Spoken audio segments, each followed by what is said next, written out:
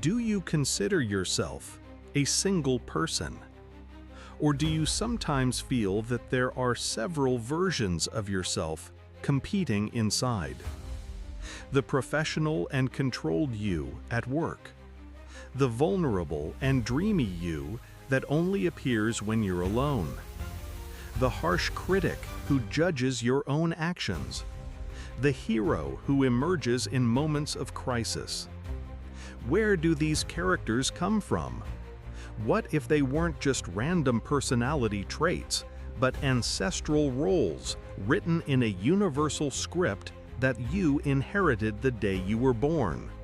And what if the mythology of gods and monsters isn't a story about the heavens, but a detailed map of your own mind?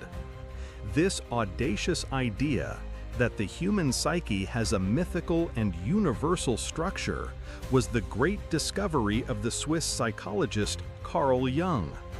After breaking with the traditional ideas of his time, he ventured into a psychic territory that no one had dared to map. What he found there forever changed our understanding of who we are. Today, we will read this map. We will decipher the code of the characters who live inside of us. The collective unconscious, an ocean of shared memories. For Freud, the unconscious was a personal basement, a place where we stored our individual traumas and repressed desires. It was a powerful concept, but for Jung, it was only the first layer. He invited psychology to look deeper. Imagine the psyche as an ocean. The surface, what we see and control, is our conscious mind. Just below, in the shallower waters, lies Freud's personal unconscious, our forgotten memories, our repressed experiences. It's an important layer, but it's limited to our own life. But if we dive deeper, beyond the personal, we reach the abyssal depths. This is the collective unconscious, a dark, vast, and shared world. It doesn't contain our memories, but the memories of the human species itself, the fundamental structures of experience accumulated over millions of years. How did Jung know this existed? He looked at the evidence that washed ashore. Creation myths from civilizations that never met, telling the same story. The symbol of the serpent representing both healing and poison in cultures all over the world. The instinctive fear of the dark or of spiders, which seems to be born with us. For Jung, these were not coincidences. They were echoes from the depths. And the great currents that move this ocean, the primordial patterns of behavior and image, he called archetypes. The archetypes, the characters who live inside us. Archetypes are like the fundamental roles in a play that has been running for millennia. The actors change with each generation, but the roles, the king, the villain, the lover, the mage, remain the same. Let's meet the protagonists who live inside of you. First, we encounter the gatekeeper of our social world, the persona. The word comes from Latin for the mask used by actors in ancient theater. And that's exactly what it is. The persona is our public self, the competent professional, the good son, the fun friend, the intellectual on social media. It is a vital tool for social life. It protects us and allows us to interact. The danger? It happens when the audience leaves, the lights go out, and we forget to take off the mask. When we believe we are the role we play, we become strangers to ourselves, living a superficial life. If the persona is the mask we show to the world, the shadow is the face we hide even from ourselves. It is our exiled dragon, chained in the dungeon of the psyche. The shadow contains everything our ego rejects: our envy, our anger, our laziness, our fragility, our selfishness, everything we consider bad or unacceptable. We spend our lives ensuring this dungeon remains locked. But the shadow does not stay quiet. It projects itself outward. That disproportionate irritation you feel with an arrogant colleague, that rage that explodes in traffic, often this is your shadow manifesting, making you see in others what you cannot stand in yourself. The paradox, and Jung's great genius, is that in this dark dungeon, there isn't just junk. There is gold there too. Our vitality, our creativity, our passion, and our deepest humanity are trapped along with the dragon. Now, let's move to a deeper mystery.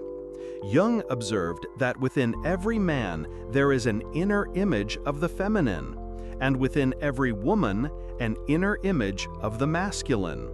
He called them the anima and the animus. They are our inner soul partner, the bridge to our hidden side.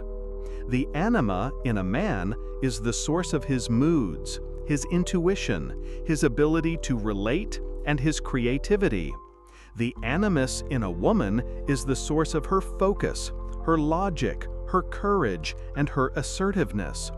When we fall madly in love, we are often projecting this idealized image onto the other person. The loved one seems to complete us, because they are carrying, for a time, this inner part of us. The journey of maturation involves withdrawing this projection and developing a relationship with this energy within ourselves, in a true inner marriage. And who guides us on this complex journey? The archetype of the wise old man or the great mother. Think of Merlin, Gandalf, or a wise grandmother figure. It is the part of us that knows without knowing how it knows.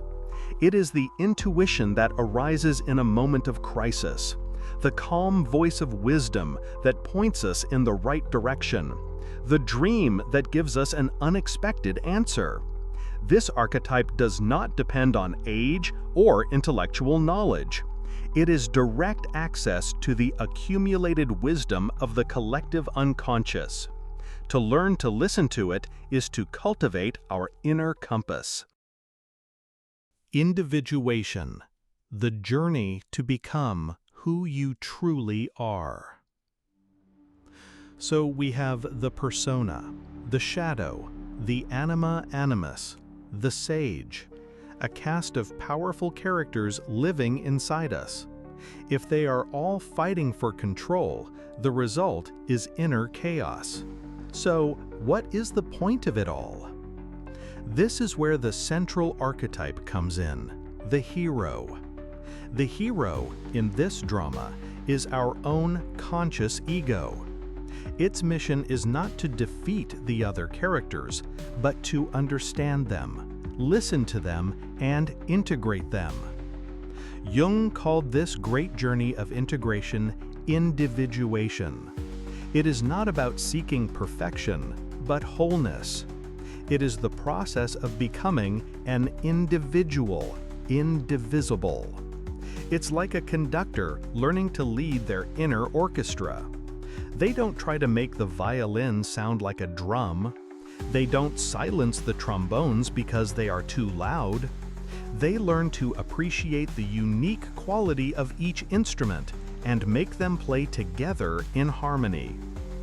The journey of integration is the lifelong process of becoming the conductor of yourself. It is your personal hero's journey. Conclusion: a map drawn with blood. The map of the soul from Jung reveals a profound truth. You are not just one person. You are a multitude. A psychic ecosystem inhabited by ancestral characters. Understanding this inner cast is not just an intellectual exercise. It is the path to a more authentic, complete, and purposeful life. But this knowledge did not come to Jung in a peaceful dream or from an ancient book. This map was drawn with the very psychic blood of its creator.